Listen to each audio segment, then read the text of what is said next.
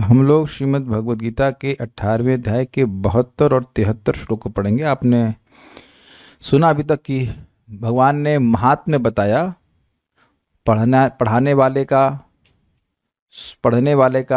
और सुनने वाले का। अब भगवान ये पूछ रहे हैं कि क्या तुमने इस शास्त्र को ठीक से सुना है? क्या तुम्हारा अज्ञान नष्ट हुआ है? कहने का आशय यह है कि अगर नहीं हुआ है तो फिर बोलूँगा। जबकि युद्ध सामने है, लेकिन भगवान निश्चिंत होकर गीता का प्रवचन कर रहे हैं।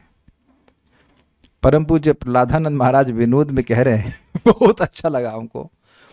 कह रहे हैं कि भगवान ने भगवद गीता अर्जुन को गीता बेचने के लिए नहीं बोली ना। This is very interesting.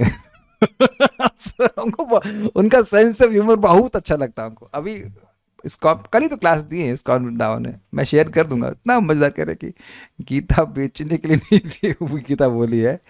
Gita बोलने का उद्देश्य यह है कि उन अर्जुन का अज्ञान नष्ट हो।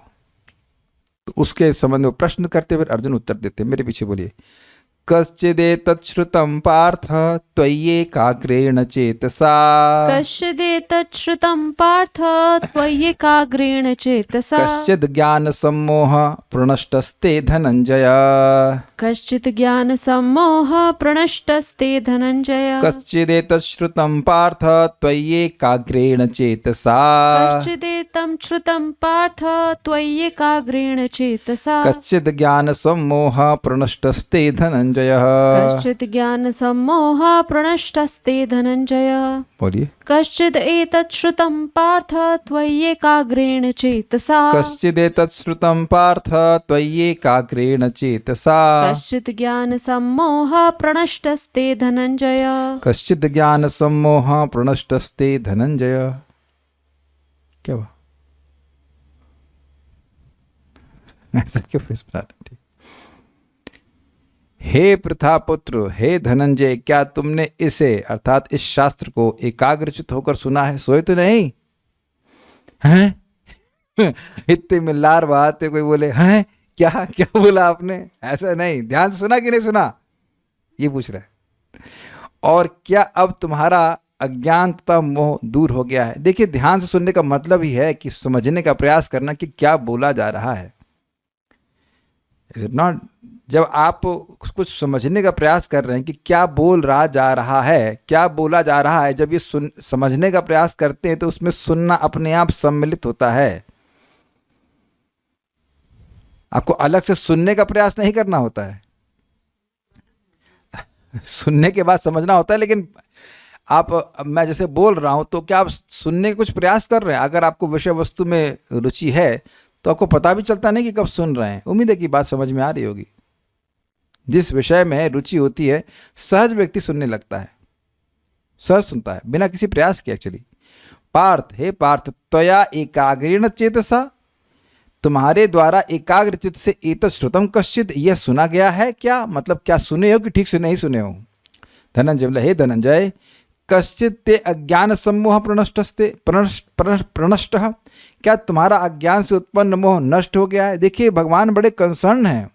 भगवान तो परमात्मा, वो जानते कौन सुन रहा है कौन नहीं सुन रहा है। लेकिन एकदम स्पष्ट हम लोग ये पूछ रहे हैं अर्जुन से, फिर भी पूछ रहे हैं ताकि सभी लोग समझें कि गीता बताने का उद्देश्य ये है कि सामने वाले का अज्ञान नष्ट हो।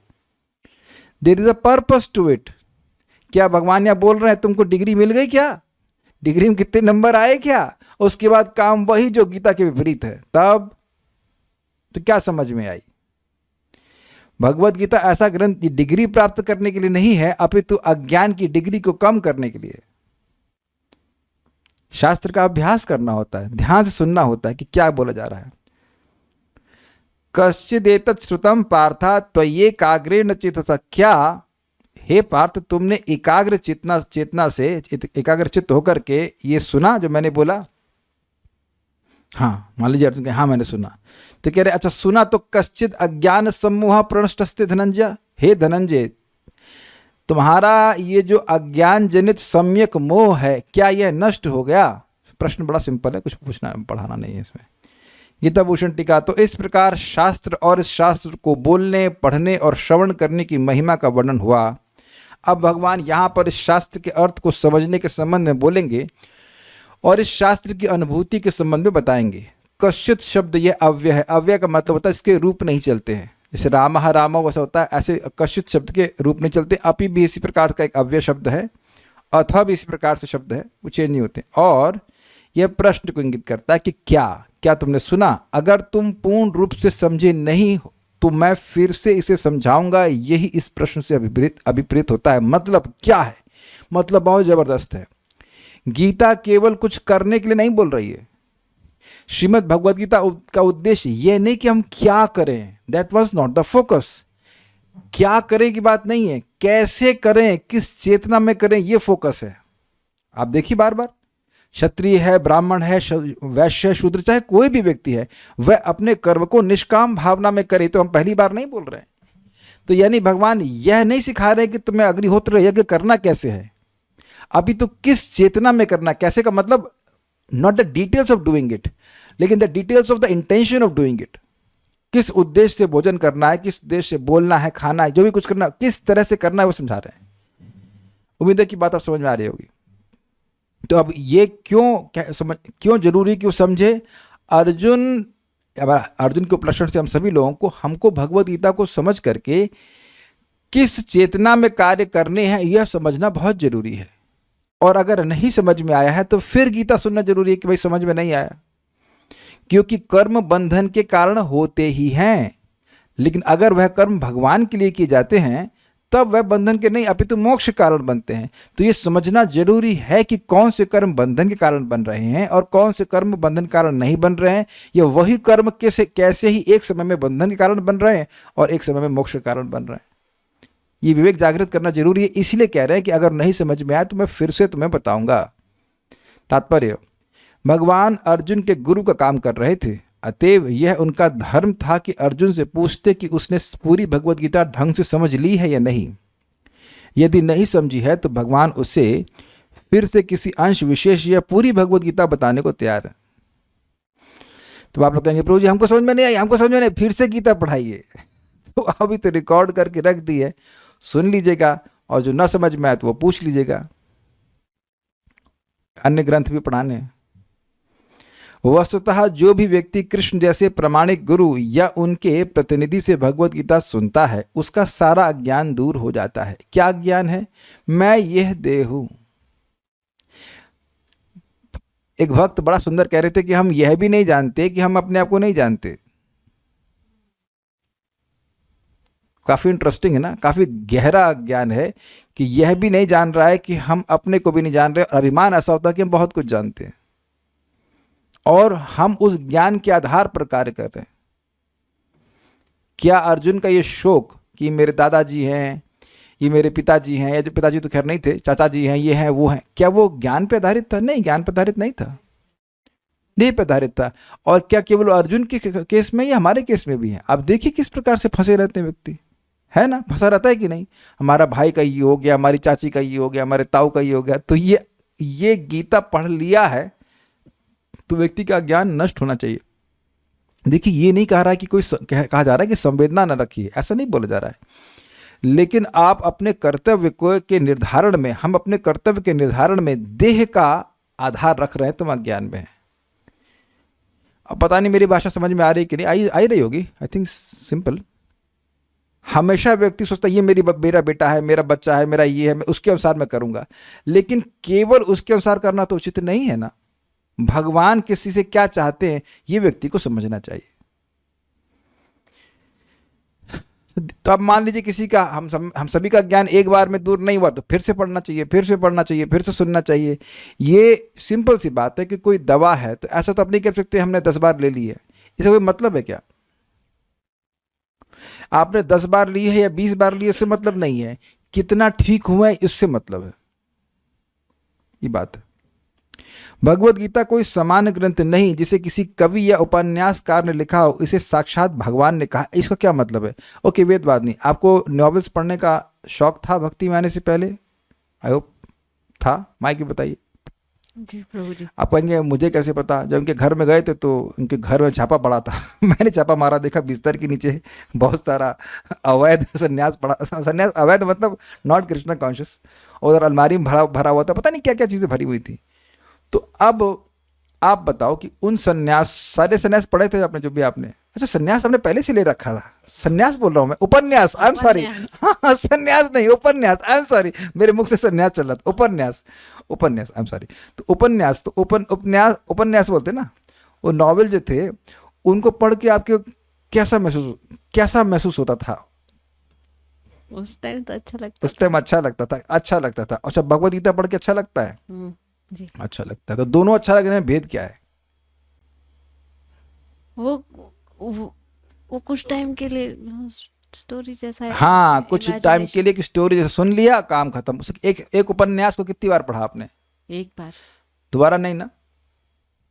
तो आप समझ गए कि भगवत गीता को पढ़ना ये उपन्यास पढ़ने की तरह नहीं कि कोई व्यक्ति मनोरंजन के लिए पढ़ रहा है। इससे व्यक्ति का अज्ञान नष्ट होता है। और अब अन्य उपन्यास पढ़ते, मेरे मुंह से संन्यास निकल गया, क्षमा कीजिए। कोई कोई करेक्शन ही नहीं दे रहा, मैं क्या बोल रहा हूँ, सब लोग समझ रहे हैं, लेकिन संन्यास क्यों ले? उपन्यास, उपन्यास पढ़ करके किसी की चेतना में परिवर्तन नहीं होता, डिग्रेडेशन जरूर हो जाता है। अच्छा, अब आप पढ़ेंगे आप उपन्यास? नहीं, क्यों नहीं पढ़ेंगे? अच्छा लगेगा ना, लाऊं घर से? क्योंकि अब शाश्वत वस्तु मिल गई है, शाश्वत Yes. ज्ञान। तो शाश्वत ज्ञान मिल रहा है तो व्यक्ति को उपन्यास नहीं अच्छा लगेगा। आपने सुबह बताया कि जब अच्छा हुआ, उसका रहस्य बता दीजिए पब्लिक को थोड़ा सा। क्या बताई थी आप मेरे को प्रभु जी? आपने आपने क्या किया था रात्रि में? भागवत पढ़ के सोई थी। हाँ, भागवत पढ़कर सोई थी। ये तो मैं कितनी बार ये बात को बता रहा हूँ कि जो रात्रि में आप करते हैं लास्ट चीज, वो एकदम आपकी चेतना में जाती है और वही चेतना लेकर के आप सुबह उठते हैं। Make it a habit, read Bhagavatam, read Bhagavad Gita. पढ़, सोते सोते पढ़िए, कोई दिक्कत नहीं है। उन विचारों के संग जाएंगे तो भगवान के विचारों के संग आप सो रहे हैं, उसी विचार के संग आप उठते हैं सुबह उत्साहित होकर के। तो ये कोई उपन्यास नहीं है। जो भाग्यशाली व्यक्ति उन उपदेशों को कृष्ण से या उनके किसी प्रामाणिक आध्यात्मिक प्रतिनिधि से सुनता है, वह अवश्य ही मुक्त पुरुष बनकर अज्ञान के अंधकार को पार कर लेता है। उसको समझ में आ जाता है कि भाई वो है कौन और उसे करना क्या है। आप सभी लोग तो भगवान को भोग लगा के प्रसाद ग्रहण करना शुरू कर दिए ना, क्योंकि आप समझ रहे हैं कि हम भगवान के अंश हैं। सिंपल।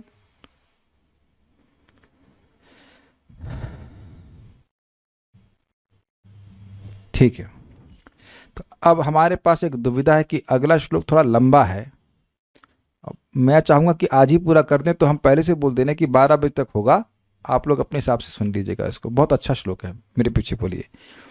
प्रश्न तो समझ में आ गया कि तुमने सुना ध्यान से कि नहीं, और तुम्हारा अज्ञान नष्ट हुआ कि नहीं? तुम मेरे पीछे बोलिए। अर्जुन उवाच अर्जुन उवाच नष्टो मोह स्मृतिर्लब्धा त्वत्प्रसादान्मयाच्युत नष्टो मोह स्मृतिर्लब्धा त्वत्प्रसादान्मयाच्युत स्थितोऽस्मि गतसन्देह करिष्ये वचनं तव।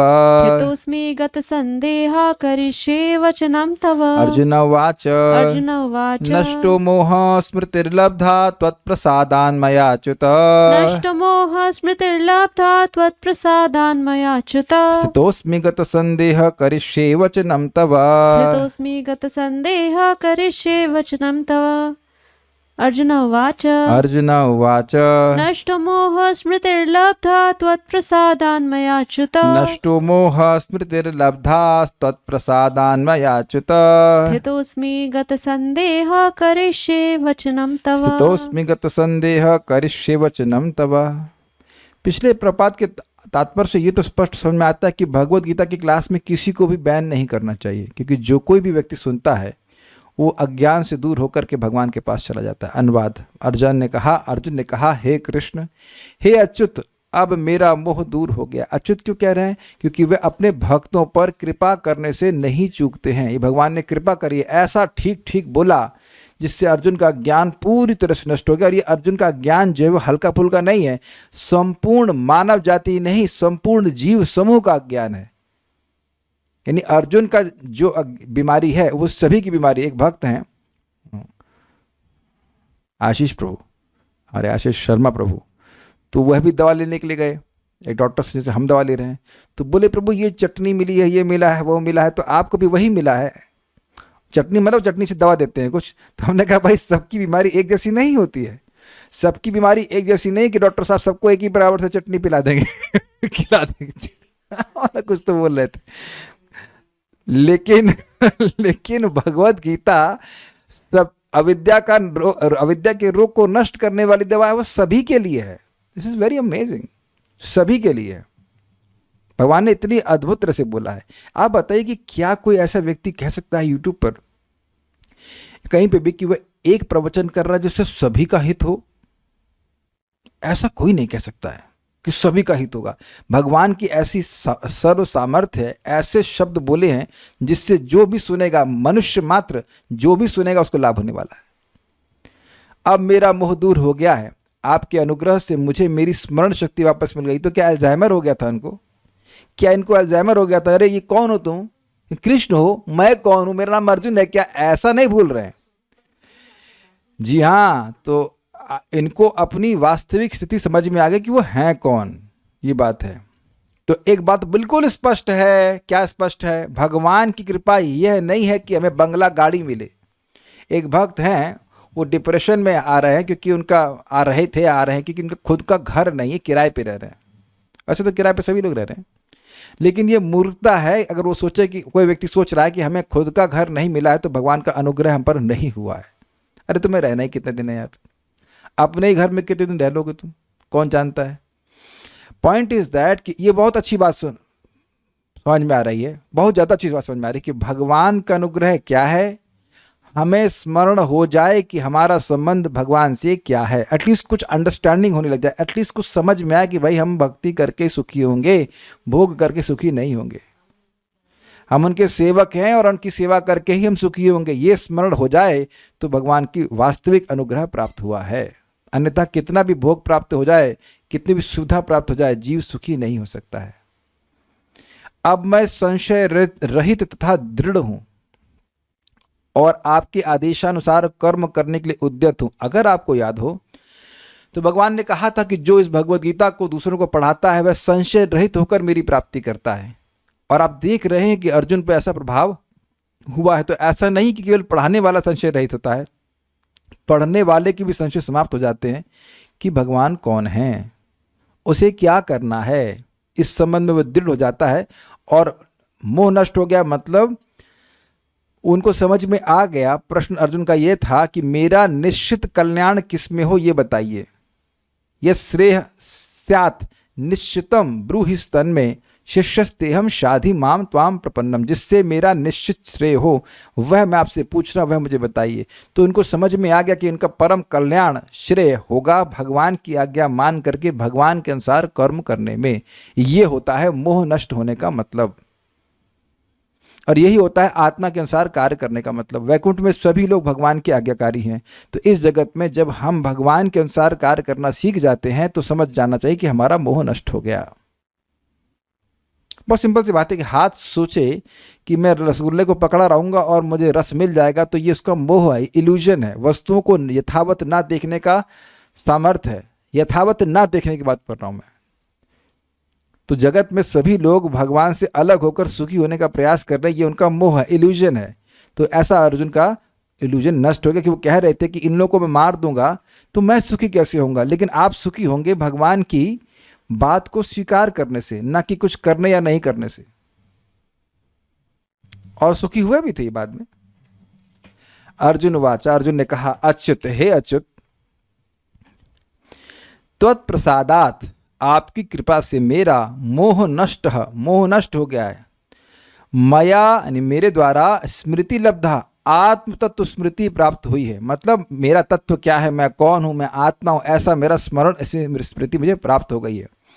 गत संदेह, संशय दूर हो गया है। संशय क्या हुआ है, आप भगवान हैं कि नहीं, मैनी थिंग्स, हाँ मुझे क्या करना चाहिए, सारे संदेह नष्ट हो गए।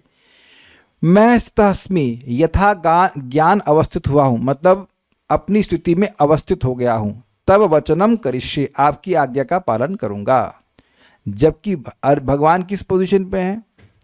भगवान सारथी की पोजीशन पे है, यानी कि अर्जुन की आज्ञा पालन करने की पोजीशन पे हैं। लेकिन भगवान चाहे किसी भी पोजीशन पे हो, भगवान ही रहते हैं। महाराज समझाते हैं कि जैसे एक पर्वत है, तो पर्वत के टॉप पर बैठ जाए कौवा और नीचे बैठ जाए गरुड़ तले पे, तो क्या गरुड़ जी कौवा से निम्न हो जाएगा?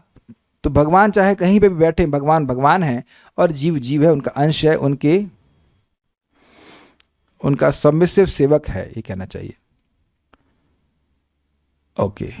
अर्जुन वाचा, अर्जुन ने कहा, नष्ट मोह, मेरा मोह नष्ट हो गया है। स्मृति लब्धा, मुझे स्मृति प्राप्त हो गई, आत्म तत्व स्मृति प्राप्त हो गई है। कैसे? तत्प्रसादान मया अच्युता, आपकी कृपा से अच्युत। तो प्रश्न हुआ कि अर्जुन तो अच्युत, कृष्ण तो पहले भी थे, तब काहे नहीं नष्ट हुआ? क्योंकि भगवान तब बोले नहीं थे। तो भगवान दूसरे अध्याय में बोलते हैं और बोलने के द्वारा भगवान नष्ट करते हैं मोह को। देखिए, भगवान गुरु की तरह कार्य कर रहे हैं, लेकिन ऐसे भगवान तो चाहे तो हाथ से कुछ रोशनी निकाल करके सब कुछ कर सकते हैं, लेकिन भगवान बोलने के द्वारा मोह नष्ट कर रहे हैं। सीखना चाहिए कि गुरु जी की कृपा कैसे प्राप्त होती है? बोलने, सुनने के द्वारा। सुनेगा नहीं तो व्यक्ति को गुरु से कोई कृपा नहीं मिलती है। वो तरीका ही नहीं है, वो तरीका ही नहीं है।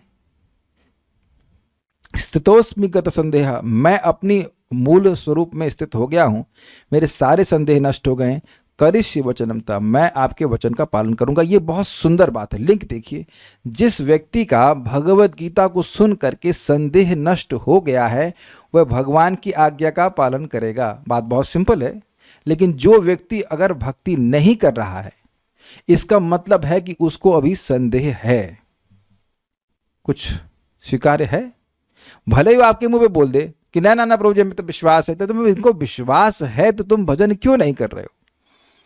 अगर विश्वास है कि भाई करोड़ों करोड़ों अश्वमेध, करोड़ों करोड़ों अश्वमेध यज्ञ भी एक बार कृष्ण बोलने के बराबर नहीं है, तो कम से कम 4-6 माला, 5 माला, 10 माला करने का तुम्हारा उत्साह होना चाहिए ना। नौकरी पे चलो, तुम 12 घंटे की नौकरी कर रहे हो, 6 घंटे सो गए, तो कितना हो गया? 12 और 6 18, फिर भी 6 घंटा बाकी है कि नहीं?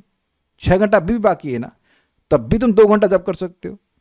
चलो तुम 8 घंटा सो गए, तब भी 4 घंटा बाकी। 4 घंटे में 2 घंटा तुमने शरीर को दे दिया खाना पीना, फिर भी 2 घंटा बाकी। तो आप देखिए कि जो ये अब भी ना करे 16 माला जप, तो उसका मतलब है कि उसको विश्वास ही नहीं है। ये बात है सीधी, और कोई बात नहीं है। और ऐसे व्यक्ति का आप कुछ नहीं कर सकते, कुछ भी नहीं कर सकते, क्योंकि भगवत गीता भगवान के द्वारा बोली गई है। प्रमाणिक रूप से कोई भी सुनेगा, अगर सुनेगा तो उसका ज्ञान नष्ट होगा। अच्छा, एक व्यक्ति यहां बता दे जिसको ये कन्विंस नहीं हुआ है कि गीता सुनता सुनते कि उसे जप करना चाहिए। और अगर कोई डाउट है तो आप जरा चैट पे बताइए कि क्या डाउट है, कि क्यों नहीं करना चाहिए, क्यों नहीं करना चाहिए, क्या क्या कारण है। तो आप देख रहे हैं कि जो अर्जुन ने अनुभव किया वही सब लोग अनुभव कर रहे हैं। और ध्यान दीजिएगा कि संदेह आज नष्ट हो गया, इसका मतलब यह नहीं कि संदेह आगे आएगा नहीं। संदेह आते ही रहते हैं। एक्चुअली अपने जीवन में केवल एक ही दिक्कत है, संदेह। अगर संदेह हटा रहा, संदेह नहीं रहा, तो भक्ति संपादित करना तो बहुत ईजी है। प्रसाद खाना, नाम जप करना, भगवान की क्लास, भगवान के बारे में सुनना, गीता भागवत से क्या कठिनाई? कठिनाई तो कुछ भी नहीं है। लेकिन अगर ये संदेह आ गया, अरे बता नहीं भगवान मेरी सहायता कर भी रहे हैं कि नहीं, कुछ ध्यान दे रहे हैं, मैं मर रहा हूं भजन करते हुए, ऐसी कुछ भी किसी प्रकार का संदेह आ गया, तो व्यक्ति की भक्ति में शिथिलता आती है और कभी कभी तो वो लोग छोड़ भी देते हैं। आप मेरी बात सब समझ पा ही रहे होंगे। तो इससे मैं क्या कहना चाहता हूं, जैसे संदेहों का, जितने भी हमारे संदेह थे वह नष्ट हुए हैं, वह आगे भी ना बढ़ें। तो इस कारण से गीता, श्रीमद् भागवतम को बार बार सुनते रहना चाहिए। हमारा श्रद्धा का विकास होता जाता है, खूब उत्साह रहता है और व्यक्ति भक्ति कर पाता है। बहुत इंपॉर्टेंट है। श्रीधरी, हे अच्युत, मेरा आत्म विषयक मोह नष्ट हो गया है। मतलब मैं कौन हूं, इस विषय में मेरा मोह नष्ट हो गया है। मैं कोई इनका संबंधी नहीं हूं। देखिए, अगर इस बात को समझ में आ जाए, मैं बताऊंगा, अभी थोड़े पढ़ता हूं फिर बताता हूं क्या कहना चाहता हूं। क्योंकि आपकी कृपा से मैं यह हूं, इस प्रकार स्वरूप के अनुसंधान रूपी स्मृति को मैं पा चुका हूं। समझे बात? कि मैं कौन हूं? मैं कृष्ण का सेवक हूं। ममे वांशु जीव लोके जीवभूता सनातना इत्यादि मेरे ही अंश हैं। आपने बोला है, मैं समझ गया हूं कि मैं भी आपका ही अंश हूं। अगर थोड़ा सा इस पे विचार करे तो व्यक्ति को समझ में आएगा कि ये जो भगवान ने जीवन हमको दिया है, ये नहीं हमको नहीं, ये जीवन मुझको दिया है, ये भगवान का यश बोलने के लिए दिया है। अब उठा करके भगवान यहाँ से अगले जहीं किसी स्थान में फेंक देंगे तो वहाँ भी भगवान का यश ही बोलना है, भगवान की भक्ति ही करनी है, उसमें प्रमुखता श्रवण कीर्तन ही करना है। This is called diffusion of your illusion, diffusion of your illusion, of my illusion. समझे बात? मैं बहुत बहुत कड़ा बोलने वाला हूँ। मान लीजिए आपकी लड़की की शादी नहीं होती है, एटलीस्ट आपके जिंदा रहते हुए नहीं होती है, नन ऑफ योर बिजनेस। नहीं होती है तो नहीं होने दीजिए, अपनी भक्ति करिए। जब होनी होगी तो आपके होने नहीं करने से कुछ नहीं होने वाला है, उससे कुछ भी नहीं होने वाला है। जिसका जो माथे पे लिखा है वो तब ही होता है, हमारे किसी करने से कुछ नहीं होता है। मैं बोल रहा हूं ऐसा और मैं बोल रहा हूं ऐसा। वी डू आवर भक्ति, जितना जितना कर्तव्य है कर दिया, बाकी सब अपने माथे पे लिखवा के आए कि इसके संग क्या होने वाला है। इतना चिंता करने की किसी को कोई जरूरत नहीं, इतना चिंता करने की जरूरत नहीं है। सबका पालन पोषण हो रहा है, चल रहा है, बस ठीक है। इस प्रकार से चिंता करते रहना कि इसका कैसे चलेगा, उसका कैसे चलेगा, ये क्या होगा। अरे अपना भी तो चिंता करना चाहिए कि अपना क्या होगा। हमारा कर्तव्य है भगवान की भक्ति करना, क्योंकि पिछले जन्म के पत्नी बच्चों का हमें कुछ भी स्मरण नहीं है, कुछ भी नहीं, मतलब कुछ भी नहीं। और वो घटना बहुत पुरानी नहीं थी। Is it okay? इररिस्पॉन्सिबल होने के लिए नहीं बोल रहा हूं, लेकिन अभिनिविष्ट होने के लिए होना ये बहुत बहुत गलत बात है। अभिनिविष्ट नहीं होना चाहिए कि मैं इस परिवार का ही हूं, बस मैं यहीं का हूं और मेरे यही लोग हैं और इन्हीं को पालना कर हमारा जीवन बीत जाएगा। This is absolute nonsense. हम वह ये नहीं है जो भी हम सोच रहे हैं इस प्रकार से भी। आप जानते हैं कि स्वप्न जब हम देखते हैं तो कितना एब्जॉर्ब होते हैं, ये ऐसा हो रहा है वैसा हो रहा है। जब स्वप्न से बाहर आते तब उस स्वप्न में कोई व्यक्ति बोले तुमने स्वप्न देख रहे हो, तब कहेंगे यार क्या बात कर रहे हो, कहां स्वप्न देख रहा हो, सबको तो सच लग रहा है, सबको तो सच लग रहा है।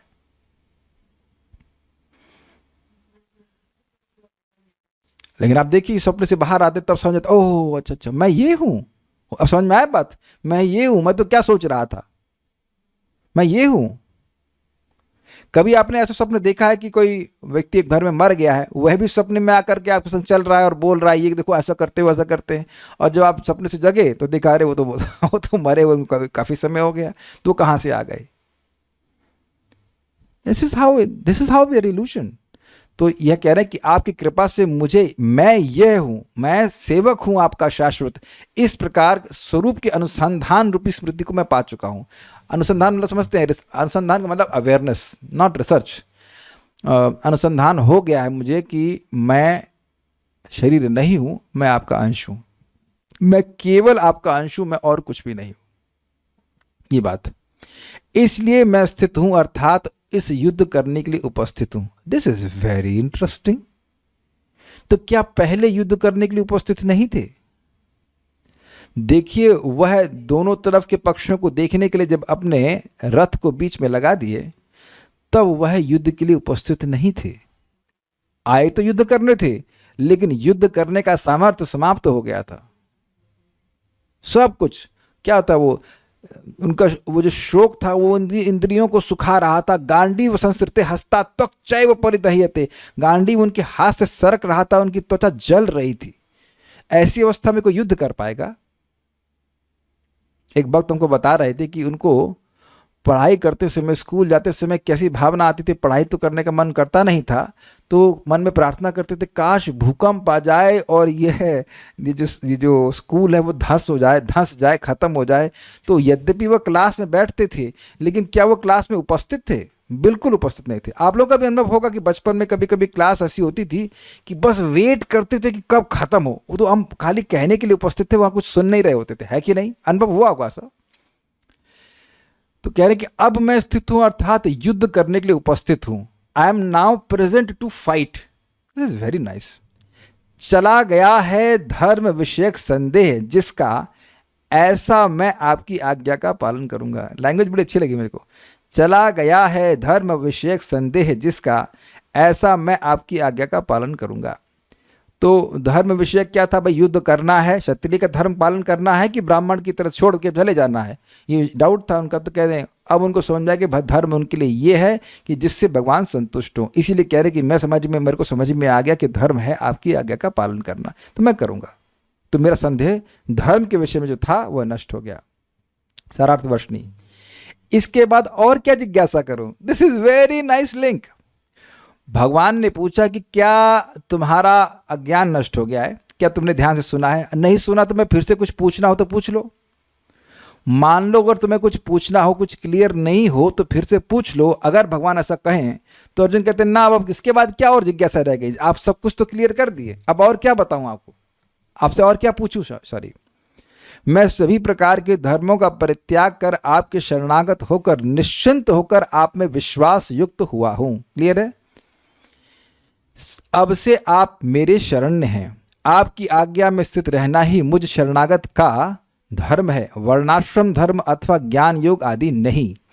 आज से ये सभी परित्यक्त हुए। इसके बाद गांडीवधारी अर्जुन श्री भगवान की इस उक्ति से युद्ध करने के लिए उद्यत हुए कि हे प्रिय सखे अर्जुन, पृथ्वी का भार हरण करने के लिए अभी मेरे कुछ कृत्य शेष हैं, तुम्हारे द्वारा ही इसका समापन कराऊंगा। यद्यपि ये श्लोक में नहीं लिखा है, लेकिन आचार्य इस प्रकार से व्याख्या कर रहे हैं कि भगवान को कहा कि युद्ध करो, तो कह रहे हैं हम युद्ध करेंगे।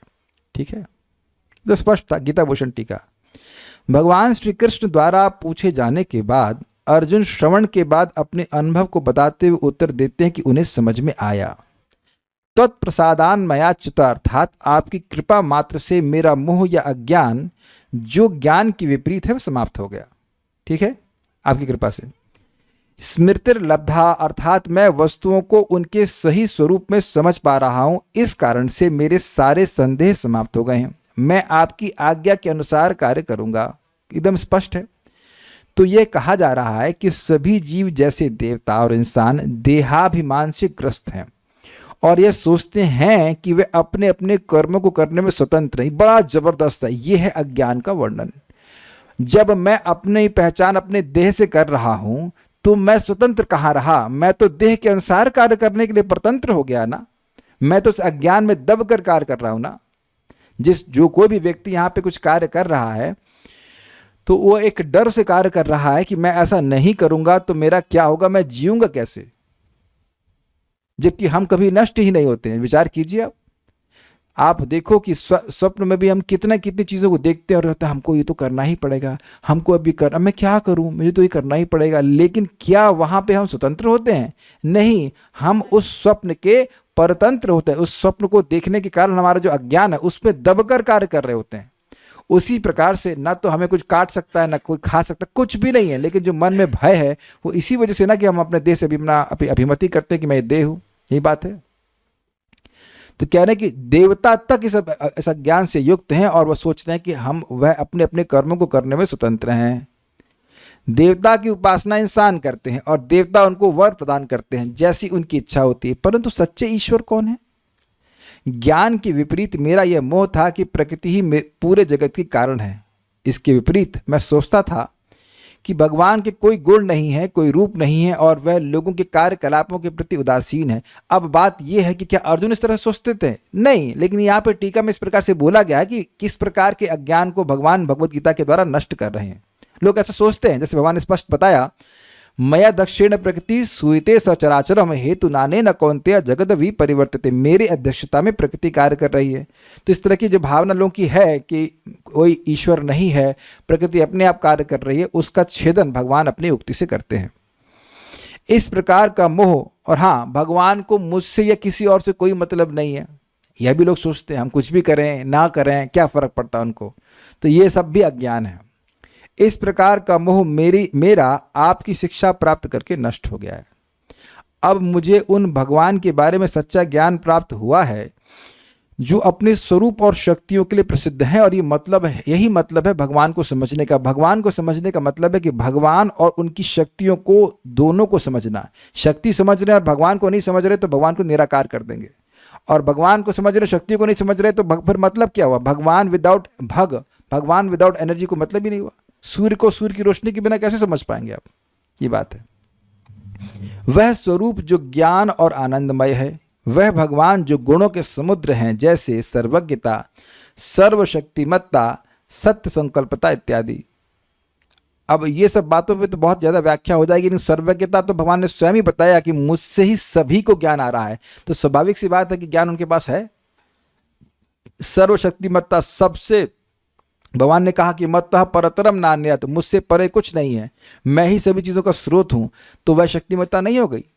और सत्य संकल्पता, तो भगवान ने स्पष्ट कहा है कि एकांश न तो जगत, मैं एक अंश, अपने एक अंश परमात्मा के द्वारा पूरे जगत को धारण कर रहा हूँ। तो संकल्प से बिल्कुल स्पष्ट समझ में आ रहा है कि भगवान संकल्प मात्र से जगत को धारण कर रहे हैं, अपने से कुछ नहीं कर रहे हैं। तो एक कुछ एग्जाम्पल दिए मैंने गीता से, जिससे आपको ये भगवान के सब गुण समझ में आते हैं। जो अपने भक्तों के मित्र हैं, यद्यपि वह सभी के स्वामी व ईश्वर हैं। ये बात भी समझ में आई। ये कैसे समझ में आई? भगवान ने चौथे अध्याय में बताया था ना कि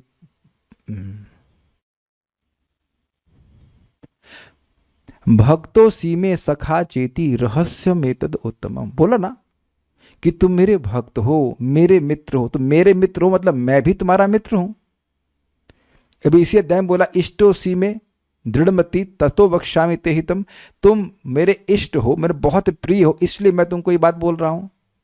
तो देखिए ये बड़ी इंपॉर्टेंट बात है। न सिर्फ भगवान ईश्वर हैं, स्वामी हैं, बल्कि व्यक्तिगत रूप से मुझसे प्रेम करते हैं, ये संदेह हमारा बाहर निकलना चाहिए। करते ही हैं, इस संबंध में कोई संदेह नहीं रहना चाहिए। जितना इस बात पे विश्वास होगा उतना ही व्यक्ति निश्चिंत होता चला जाएगा। आप सोचो ना, इस जगत में यहाँ कोई भी नौकरी कर रहा है, ये कर रहा है, वो कर रहा है, जो कुछ भी कर रहा है, उसके मन में अगर ये दृढ़ विश्वास हो जाए कि भगवान श्री कृष्ण मुझे व्यक्तिगत रूप से प्रेम करते हैं इस पे, और भगवान सर्व समर्थ हैं, तो काहे को 10-10, 12-12, 13-13 घंटे की जॉब करेगा बताइए? अभी हृदय का दूषण है, लग रहा है कि जब तक हम इतना मेहनत नहीं करेंगे कैसे काम चलेगा। तो क्यों लग रहा है? जो व्यक्ति करोड़पति का बेटा होगा वो भी नौकरी करेगा क्या बताइए? अंबानी का लड़का भी करता है नौकरी, क्यों नहीं करता बताइए माइक पे, क्यों नहीं करता अंबानी का लड़का नौकरी? उसको पता है कि उसके पिताजी समर्थ हैं। पिताजी उसके समर्थ है, पास केवल यही उसके बात नहीं है, पिताजी का मेरे प्रति स्नेह है, मुझे सब कुछ देंगे, मुझे क्या जरूरत है करने की? तो क्या अंबानी भगवान से भी अधिक शक्तिशाली हैं? नहीं। इतना जरूर करेगा कि अंबानी का लड़का अपने पिता के अनुकूल चलेगा, ये इतनी तो करेगा, इतना तो करना ही पड़ेगा उसको।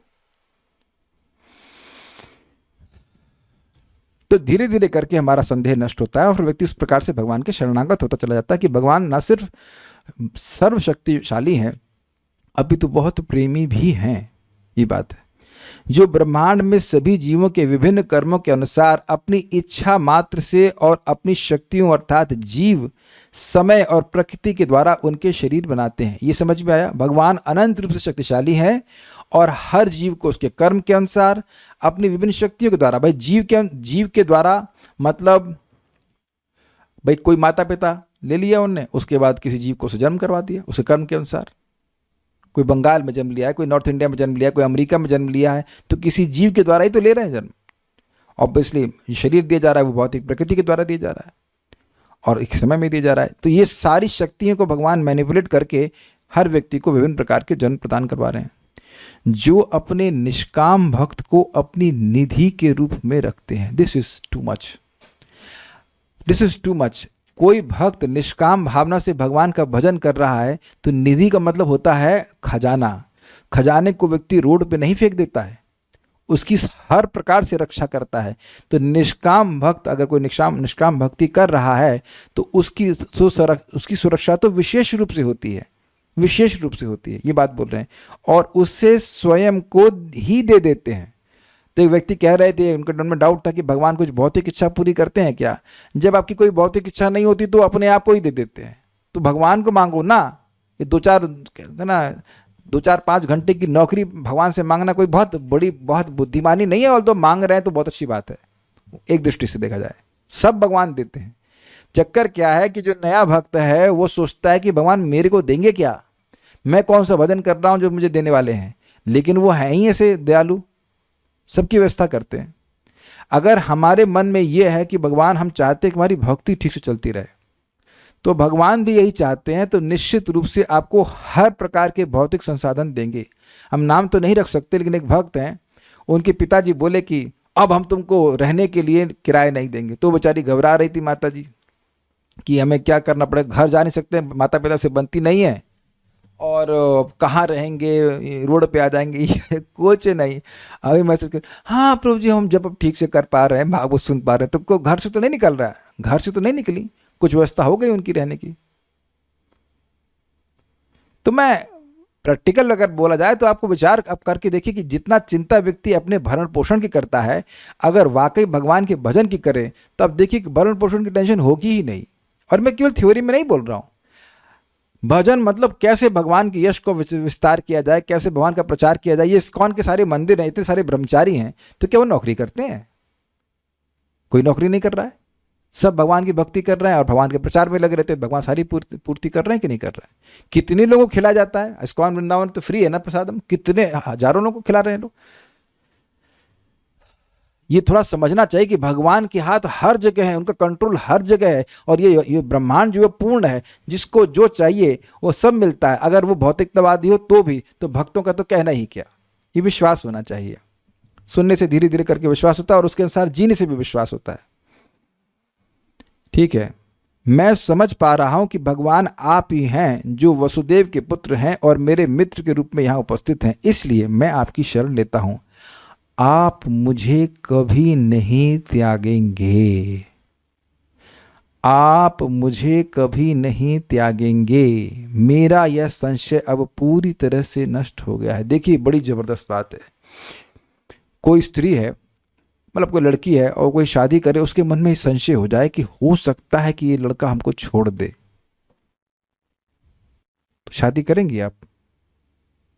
अगर ये संशय आ जाए कि पता नहीं, हो सकता है कि 2-4 साल बाद हमको छोड़ देगा, ये किसी और को स्वीकार कर लेगा, हम बड़ी खराब शब्द बोल रहे हैं, तो क्या हैंडल कर रहे हो?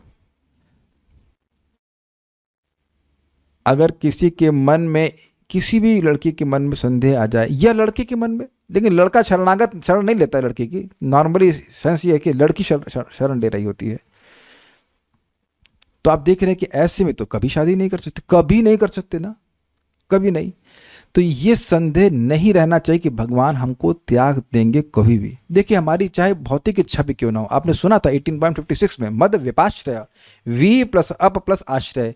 अप मतलब निम्न, अपकर्ष को प्राप्त। अगर कोई व्यक्ति भौतिक इच्छा से भी भगवान के पास आता है तो भी भगवान उसको नहीं त्यागते, भगवान की कृपा से वह भी भगवान के पास चला जाता है। तो निष्काम भावना से भगवान की सेवा करेगा तो फिर तो कहना ही क्या। ये पॉइंट बहुत महत्वपूर्ण है। हम भगवान की शरण नहीं ले पाएंगे अगर कोई सोचेगा अरे मैं तो इतना पापी हूं कि भगवान मुझे स्वीकार ही नहीं करेंगे। जितना पापी आप सोच रहे हो अपने आप को, उससे ज्यादा पाप तो हम लोग ऑलरेडी कर चुके हैं कई जन्मों में, तब भी भगवान भक्ति का मौका दे रहे हैं। स्वीकार्य है ना, कोई विरोध तो नहीं होगा इस बात पे। सभी को, जगाई मदाई को तो शुद्ध कर ही रहे हैं। आप ये देखो ना कि हम भी कितने जन्म में क्या क्या करके आगे बैठे हैं। अगर कोई चार्जशीट दिखाएगा तो हम लोग मतलब शर्मसार हो जाएंगे। भगवान नहीं दिखा रहे ताकि हम लोग शर्मसार ना हो। शर्मसार समझते हैं, फीलिंग अशेम्ड, एम्बैरेस्ड नहीं हो। ये विचार रखना चाहिए। भगवान कभी भी अपने भक्त को नहीं त्यागते हैं। न मे भक्तः प्रणश्यति कौन्तेय प्रतिजानीहि न मे भक्तः प्रणश्यति।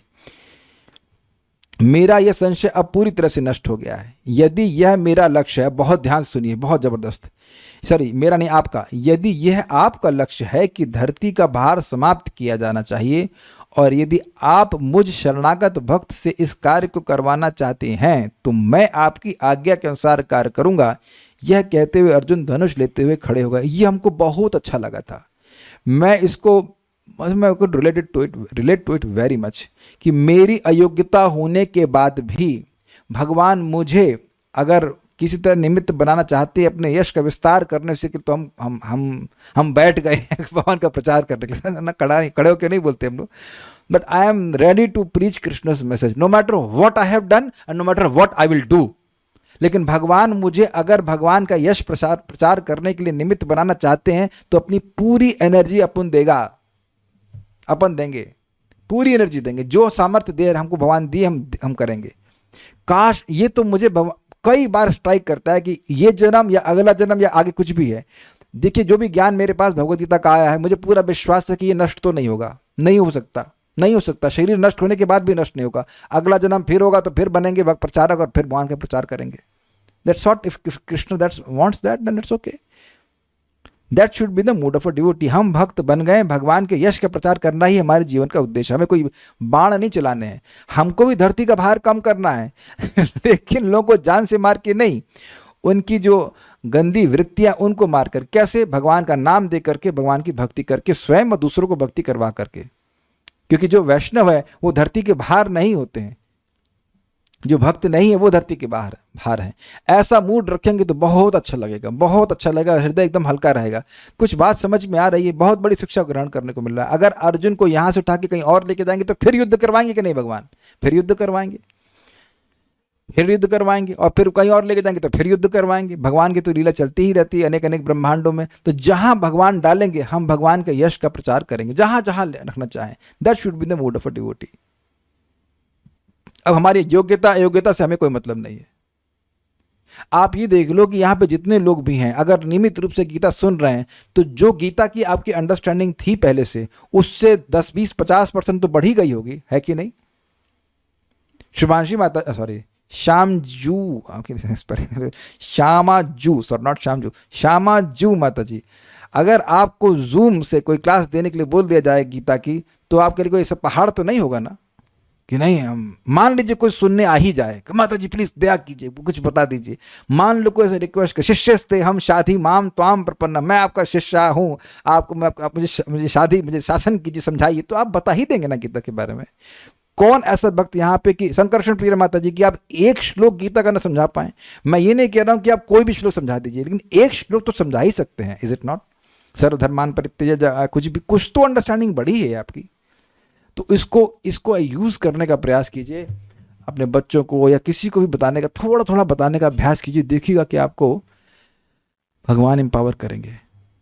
Our capacity to talk should be engage in preaching Krishna's glory, no matter कैसे भी हैं, कहीं भी हैं, क्या करें। भगवान ने जब भगवान ने जब क्या कहते हैं उसको, बंदरों से रावण पे विजय प्राप्त कर ली, तब फिर क्या है? भगवान तो सब कुछ कर सकते हैं। हमको बहुत अच्छा लगा था। उत्साहित होना चाहिए भगवान के यश को बोलने के लिए। तात्पर्य पढ़िए आप। जीव जिसका प्रतिनिधित्व अर्जुन कर रहा है, जीव जिसका प्रतिनिधित्व अर्जुन कर रहा है, उसका स्वरूप यह है कि वह परमेश्वर के आदेशानुसार कर्म करे। आपकी आवाज थोड़ी कम आ रही है, इसमें देखिएगा, गेन बढ़ा लेंगे तो पढ़ रहा हूं। उसका स्वरूप यह है कि वह परमेश्वर के आदेशानुसार कर्म करे, ये वह आत्मानुशासन यानी संयम के लिए बना है। मतलब ये बड़ी इंटरेस्टिंग बात है कि रहने दीजिए, ठीक है, पढ़ रहे हैं। मनुष्य के पास ये सामर्थ्य है कि वह संयम कर सकता है, ये बात बोल रहे हैं। उन कार्यों को नहीं करे जो भगवान को अप्रसन्न करने वाले हैं, पर पशु ऐसा नहीं कर सकते हैं। श्री चैतन्य महाप्रभु का कहना है कि जीव का स्वरूप परमेश्वर के नित्य दास के रूप में है। इस नियम को भूल जाने के कारण जीव प्रकृति द्वारा बद्ध हो जाता है, रजगुण, तमगुण, सतगुण के द्वारा। लेकिन परमेश्वर की सेवा करने से वह ईश्वर का मुक्त दास बन जाता है। क्या सीखा आपने भाई? आपको कहीं पे भी डाल दिया गया है इस समय, any damn place and situation. ये विचार कीजिए कि आप इस समय कौन सी भगवान की सेवा कर सकते हो। इतना बुद्धि लगाइए। How can I serve Krishna now, इसको सुंदरता से समझाया गया कि एकदम अंधकार होता है तो हमारी छोटी सी टॉर्च होती है, उस टॉर्च से, या जब धुंध रहती है तो उस टॉर्च से पूरा धुंध नहीं हटती है, लेकिन केवल आगे का जो स्थान है जहाँ पे आपको स्टेप रखना वो क्लियर हो जाता है, उतना प्रकाश मिल जाता है। तो ये चाहे हम किसी पोजीशन पे हो, किसी अवस्था में हो, कैसे मैं कृष्ण की सेवा कर सकता हूँ ये देखने का प्रयास व्यक्ति को करना चाहिए। लेकिन परमेश्वर की सेवा करने से वह ईश्वर का मुक्त दास बनता है। जीव का स्वरूप सेवक के रूप में है, यानी हम हमेशा सेवक करना ही होता है। उसे माया या परमेश्वर में से किसी एक की सेवा करनी होती है, और अगर वह माया की सेवा कर बैठा तो उसे क्या करना है? उसको तुरंत उसे भगवान की सेवा करनी चाहिए। देखिए, हम बहुत माया में नहीं होते हैं, या तो माया में होते हैं या नहीं होते हैं। Is it okay? ये कुछ समझ में आया मैंने क्या कहा? You are not in too much of Maya. You are in Maya or not in Maya. You are not. हम देखिए, हम बहुत अधिक स्वप्न में नहीं होते हैं, या तो स्वप्न में होते हैं या स्वप्न में नहीं होते हैं। स्वीकार्य है।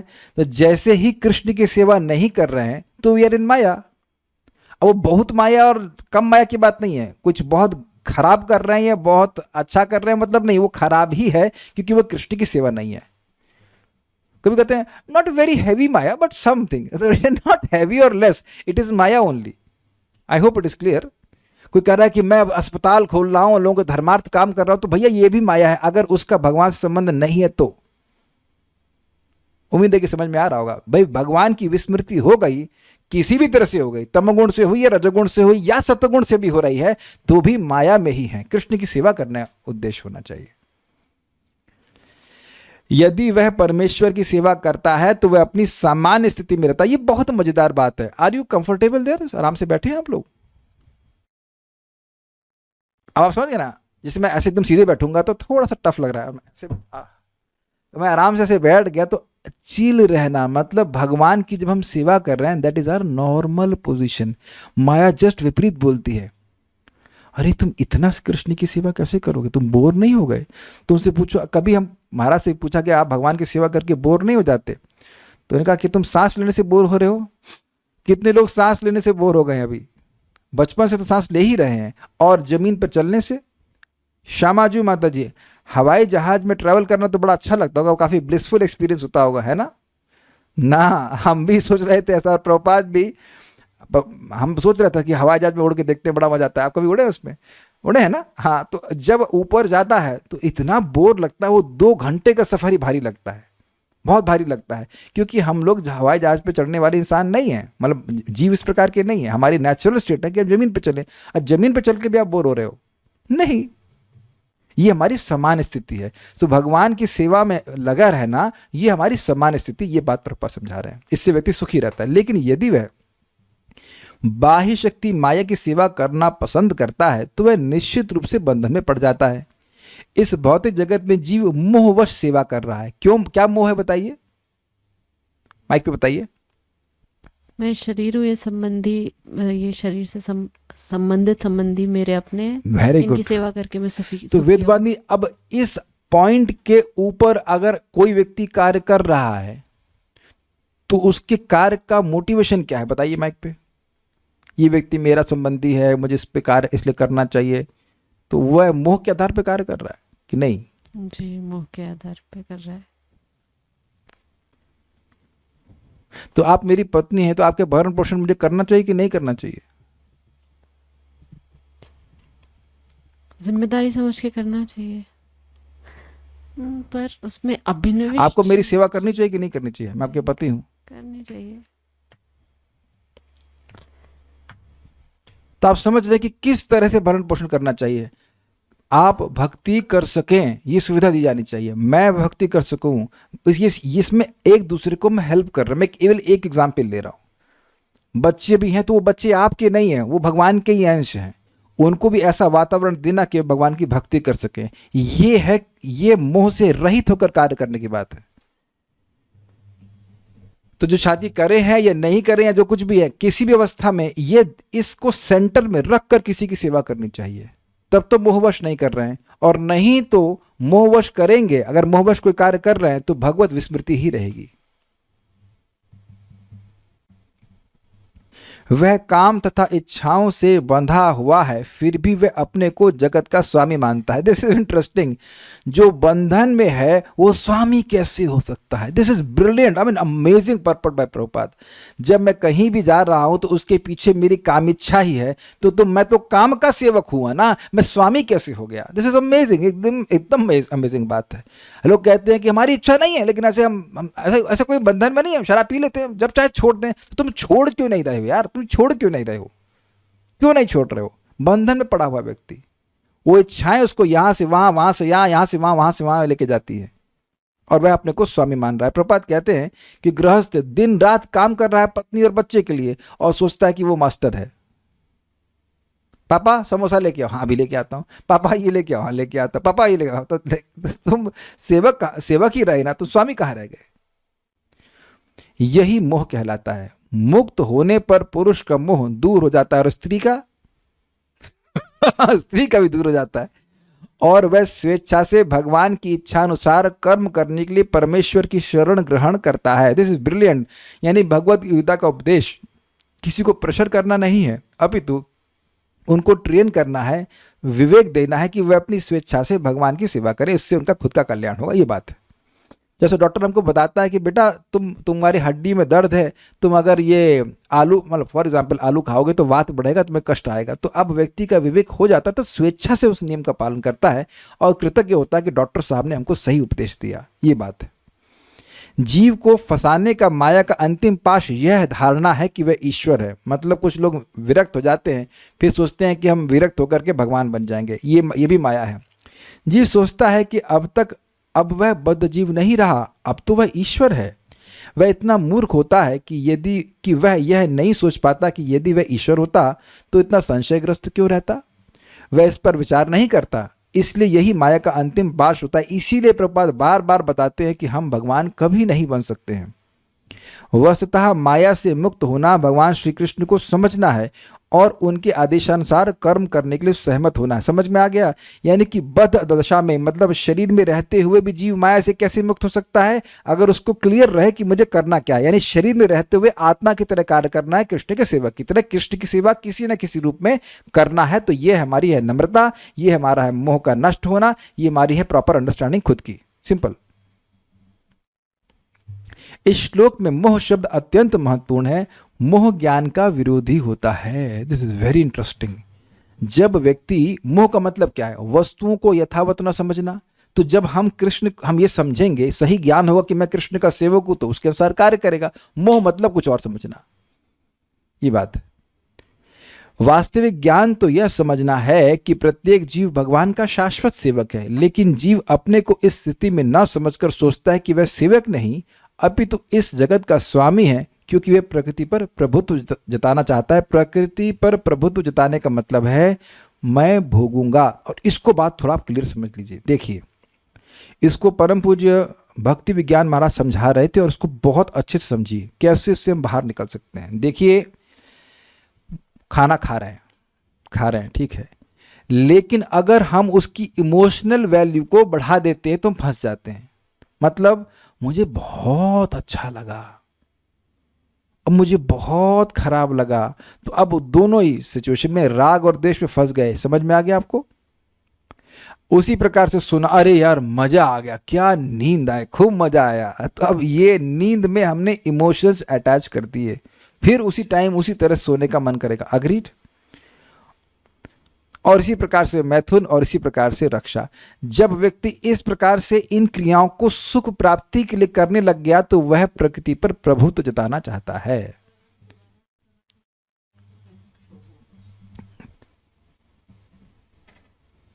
अगर यह सोच रहा है कि मैं कितना अच्छा व्यक्ति हूं, मैं कितना सीधा व्यक्ति हूं, आप मुझसे इतना कड़ा क्यों बोलते हैं, तो यह भी तो इमोशंस को जोड़ लेना हुआ ना।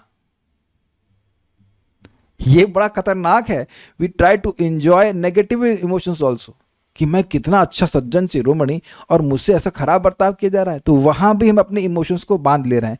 वस्तुतः धीरे धीरे व्यक्ति को साक्षी भाव में रहने का प्रयास करना चाहिए कि मेरे इर्द गिर्द चीजें हो रही हैं, उनसे मेरा सुख नहीं आ रहा है, चीजें हो रही जो मेरे कंट्रोल में नहीं है। This is very nice. और व्यक्ति को फोकस करना चाहिए कि मेरा स्वरूप क्या है, कृष्ण के सेवक के रूप में, मेरा कर्तव्य क्या है, कृष्ण की सेवा के रूप में। कृष्ण सेवा करना ही मेरा अस्तित्व है। That's it. उधर फोकस करेगा तो इस प्रकार का मोह दूर होता जाएगा और व्यक्ति प्रकृति पर प्रभुत्व नहीं जताना चाहेगा। देखिए, समझिए, जितना हम भोग करने का प्रयास करते हैं, जितना प्रकृति पर प्रभुत्व जताना चाहते हैं, उतना प्रकृति हमको और बांध लेती है और इस भावना की में कि मैं स्वामी हूं जबकि मैं हूं सेवक। तो और पकड़, जड़ जो है उसकी पकड़ और स्ट्रांग होती चली जाती है। लेकिन जैसे जैसे व्यक्ति इंद्रिय सीमित करता है, उसकी भावना समाप्त होती चली जाती है कि वह जगत का स्वामी है और अपने आप उसका ज्ञान प्रकट होने लगता है। ये सब बातें समझनी चाहिए और अभ्यास भी करना चाहिए। यह मोह भगवत कृपा से या शुद्ध भक्त की कृपा से जीता जा सकता है। मतलब उनकी आज्ञा के अनुसार चलने से। इस मोह के दूर होने पर मनुष्य कृष्ण भावनामृत में कर्म करने के लिए राजी हो जाता है और यही होता है हरे कृष्ण मंत्र के द्वारा। जब व्यक्ति सुबह अच्छे से भगवान का नाम जप करता है तो उसकी चेतना शुद्ध हो जाती है और दिन भर उसको प्रेरणा मिलती रहती है कि वह कृष्ण की सेवा करे। ये बहुत अनुभव गम्य प्रभाव है भगवान के नाम के जप का। कृष्ण मंत्र एत स्वभाव, जय जपे कृष्ण प्रति उपजाए भाव, जय जपे कृष्ण प्रति उपजाए भाव। तो जो जपेगा वह इस प्रकार की भावना से युक्त रहेगा दिन भर की मुझे कृष्ण की सेवा करनी है। ये प्रभुत्व जताने की जो भावना है वो अपने आप ही कम होती जाती है, कुछ अलग नहीं करना होता है। कृष्ण के आदेशानुसार कर्म करना कृष्ण भावनामृत है, बिल्कुल स्पष्ट है। बद्ध जीव माया द्वारा मोहित होने के कारण यह नहीं जान पाता कि परमेश्वर स्वामी है, जो ज्ञानमय और सर्व संपत्तिवान है। मतलब सारा कुछ भगवान का ही है। वे अपने भक्तों को जो कुछ चाहे दे सकते हैं। कितना अमेजिंग है कि यहाँ पे अपनी रिपोर्ट ठीक करने के लिए ये विश्वास होता है कि बॉस की खूब हमें, मतलब क्या कहते हैं उसको, खातिरदारी, मक्खन लगाना है। तो बॉस खुश हो जाएगा तो ये कर देगा, वो कर देगा, तो क्या कर देगा, आपको वैकुंठ भेज देगा। नहीं, नरक तो भेज सकता है पर वो जो वैकुंठ तो नहीं भेज सकता है। जो बॉस पे इतना, एक छोटे सा जीव जिसका भरोसा नहीं कि वो कल मर जाए या जिंदा रहे, उसको लकवा मर जाए या नहीं मर, कोई no idea, is so helpless, उस पर इतना विश्वास है। तो भगवान पे क्यों विश्वास नहीं व्यक्त करता? कि अज्ञान है इस कारण से। तो बार बार जब गीता सुनता है तो समझ में आता है कि भगवान तो भाई सब कुछ कर सकते हैं। और जब इस प्रकार का विश्वास कल्टीवेट करेगा तो अब जीवन में देखेंगे कि भगवान सहायता भी कर रहे हैं।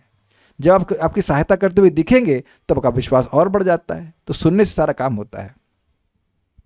वे प्रकृति तथा समस्त जीवों के अधीक्षक हैं। वे अक्षय काल के नियंत्रक हैं और संपूर्ण ऐश्वर्यों एवं शक्तियों से पूर्ण हैं। भगवान भक्त को आत्मसमर्पण भी कर सकते हैं, मतलब अपने आप को भी भगवान दे सकते हैं अगर भक्त निष्काम है। जो उन्हें नहीं जानता वह मोह के वश में है, वह भक्त नहीं बल्कि माया का सेवक बन जाता है। लेकिन अर्जुन भगवान से भगवत गीता सुनकर समस्त मोह से मुक्त हो गया। वह यह समझ गया कि कृष्ण केवल उसके मित्र ही नहीं बल्कि भगवान हैं और वह कृष्ण को वास्तव में समझ गया। अतएव भगवत गीता का पाठ करने का अर्थ है कृष्ण को वास्तविकता के साथ जानना। जब व्यक्ति को पूर्ण ज्ञान होता है तो वह स्वभावतः कृष्ण को आत्मसमर्पण करता है, मतलब कृष्ण की सेवा करने की, उनकी इच्छा के अनुसार चलने के लिए वह अग्री करता है। जब अर्जुन समझ गया कि यह तो जनसंख्या की अनावश्यक वृद्धि को कम करने के लिए कृष्ण की योजना थी, तो उसने कृष्ण की इच्छा अनुसार युद्ध करना स्वीकार कर लिया। लेकिन ध्यान दीजिएगा कि it was not a question of numbers. ऐसा नहीं कि जनसंख्या बढ़ गई थी तो भगवान को दिक्कत थी, वो गलत लोग बढ़ गए थे इसलिए दिक्कत थी। पृथ्वी सभी का पालन कर सकती है लेकिन अधर्मियों का पालन नहीं कर पाती, इसलिए इस बात को कह रहे हैं। उसने पुनः भगवान के आदेशानुसार युद्ध करने के लिए अपना धनुष बाण ग्रहण कर लिया। तो ये सब हुआ था गीता सुनने से। कोई प्रश्न किसी बात का है? नहीं। सो will stop, it's very clear. अब सब लोग का मोह नष्ट हो गया है तो प्रश्न तो नहीं आना चाहिए। उम्मीद है कि गीता सुन ली है। Like that, so will stop now. Shrimad Bhagavad Gita की जय। श्रील प्रभुपाद की जय। निताई गौर प्रेमानंदे।